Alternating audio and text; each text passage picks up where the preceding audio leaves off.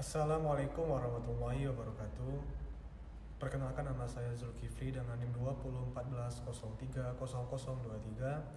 Saya selaku mahasiswa Manajemen Pendidikan Islam Fakultas Tarbiyah dan Keguruan Universitas Islam Negeri Imam Bonjol Padang. Pada kesempatan kali ini saya akan menjelaskan tentang sistem manajemen mutu laboratorium dengan mata kuliah Manajemen Laboratorium Pendidikan dengan dosen pengampu Ibu Eci Sri Wahyuni MPD. Pembuatan video ini untuk memenuhi tugas akhir semester dari mata kuliah Manajemen Laboratorium Pendidikan. Baiklah, langsung saja kita membahas apa itu sistem manajemen mutu laboratorium. Terlebih dahulu kita akan membahas apa itu mutu. Mutu menurut William Edwards Deming ialah suatu kesesuaian dengan kebutuhan pasar ataupun konsumen. Sedangkan menurut Philip B. Crosby, mutu ialah conformance to requirement, yang artinya sesuatu hal yang sesuai dengan yang disyaratkan ataupun distandarkan. Baiklah, berdasarkan dua definisi dari para ahli tersebut, dapat kita simpulkan bahwa mutu ialah suatu kebutuhan konsumen, yaitu suatu kepuasan pelanggan sepenuhnya terhadap suatu produk atau jasa yang dibutuhkan. Atau dapat dikatakan juga mutu ialah merupakan suatu ukuran yang berhubungan dengan kepuasan pelanggan terhadap produk atau jasa yang diberikan. Jadi mutu tersebut ialah suatu kepuasan yang diberikan ataupun yang didapatkan oleh pelanggan atas produk atau barang yang didapatkan oleh pelanggan tersebut. Baiklah, setelah kita mengetahui apa itu mutu, maka kita masuk kepada pembahasan selanjutnya, yakni konsep sistem manajemen laboratorium. Manajemen laboratorium merupakan suatu kegiatan yang dirancang untuk mengoperasikan, mengelola, memelihara, serta merawat peralatan dan bahan-bahan yang ada di laboratorium secara efektif dan efisien untuk mencapai sasaran serta tujuan yang telah ditentukan secara optimal. Maka dapat kita definisikan bahwa sistem manajemen mutu ialah suatu kegiatan yang terkoordinasi untuk diarahkan dan mengontrol suatu organisasi yang berkaitan dengan kualitas. Maka jika sistem manajemen mutu tersebut dibawa ke dalam ranah laboratorium, merupakan sebuah kegiatan yang terkoordinasi yang diarahkan untuk mengontrol serta mengelola berbagai kegiatan pada laboratorium tersebut untuk mencapai suatu kualitas dari laboratorium tersebut. Lanjut ke pembahasan selanjutnya, yakni elemen-elemen sistem manajemen mutu laboratorium. Berdasarkan ISO atau EIC 17025, ada beberapa elemen-elemen sistem yang terdapat pada manajemen mutu laboratorium tersebut.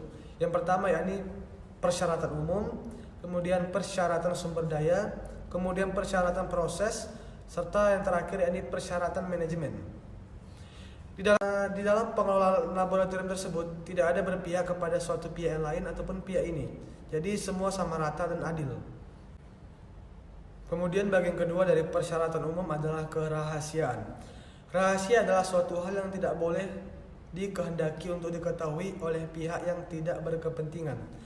Kerahasiaan informasi dan hak kepemilikan pelanggan laboratorium bermakna bahwa setiap informasi terkait dengan sampel uji dan peralatan ukur yang dikalibrasi hanya boleh diketahui oleh pelanggan sampel uji tersebut, kecuali pelanggan tersebut berkenan untuk diberikan kepada pihak lain yang berkepentingan.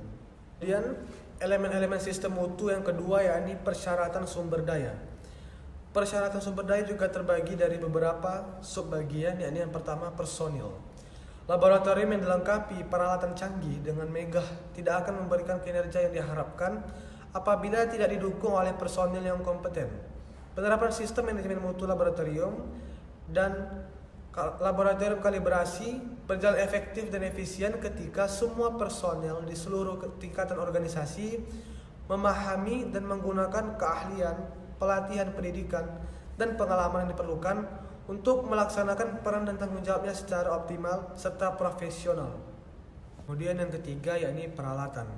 Laboratorium harus memfasilitasi peralatan yang lengkap serta peralatan-peralatan yang memang bagus dan dapat digunakan dengan baik di dalam kegiatan laboratorium tersebut. Karena peralatan laboratorium dapat mempengaruhi hasil dari kegiatan laboratorium tersebut.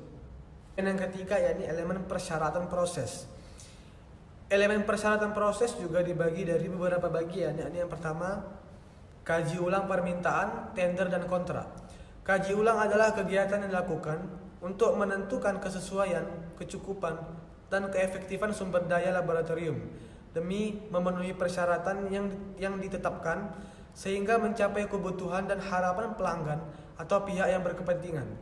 Tender merupakan tawaran pengujian dan kalibrasi dari pelanggan kepada laboratorium melalui proses lelang sehingga ada suasana kompetensi dengan laboratorium lain untuk mendapatkan pekerjaan tersebut. Serta yang terakhir, kontrak.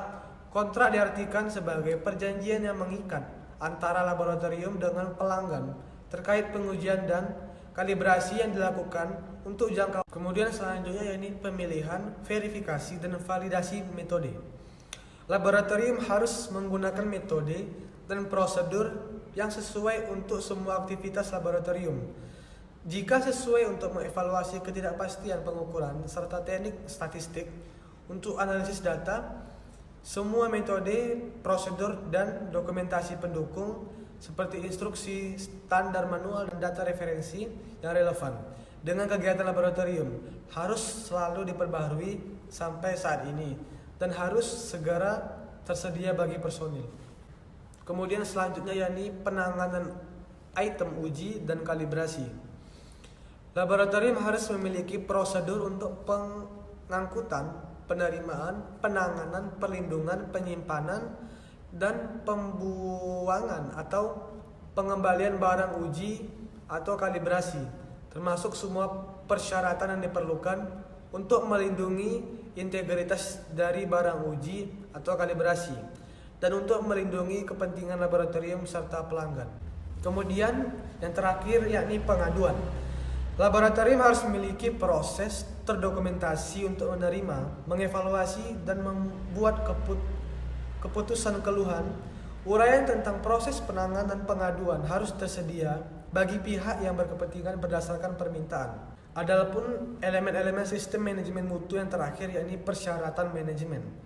Persyaratan manajemen juga terbagi dari beberapa bagian, yakni yang pertama dokumentasi dan sistem manajemen. Informasi terdokumentasi merupakan data yang memiliki nilai dalam bentuk media penyimpanan untuk dikendalikan yang dipelihara oleh laboratorium. Informasi terdokumentasi dapat dalam formal sebagai media dari sumber apapun yang berupa sistem manajemen, termasuk proses-proses kegiatan laboratorium yang telah dicapai berupa rekaman video. Kemudian yang kedua yakni tindakan mengatasi risiko dan peluang. Risiko dan peluang berarti bahwa laboratorium perlu mengidentifikasi peluang-peluang dan mengatasi risiko-risiko yang ada, baik risiko karena mengambil peluang bila tidak mengambil peluang yang ada. Kemudian yang terakhir peningkatan. Proses peningkatan berkelanjutan di laboratorium terkait perbaikan mutu meliputi beberapa poin, yakni yang pertama, kita dapat melakukan tinjauan kegiatan laboratorium yang sedang berlangsung. Kemudian yang kedua, buat rencana tindakan yang akan diambil hasilnya. Kemudian yang ketiga, kerjakan rencana yang telah dibuat. Kemudian yang keempat, periksa keefektifan dan efisiensi penerapan perencanaan tersebut. Kemudian yang terakhir, lakukan tindakan perbaikan atau pencegahan. Mungkin sekian pemaparan materi dari saya, yakni tentang sistem manajemen mutu laboratorium. Jika ada salah kata ataupun sifat, saya mohon maaf. Semoga dengan penyampaian video ini dapat bermanfaat bagi kita semua dan dapat kita jadikan suatu pembelajaran bagi diri kita pribadi. Banyak maaf, akhirul kalam. Assalamualaikum warahmatullahi wabarakatuh.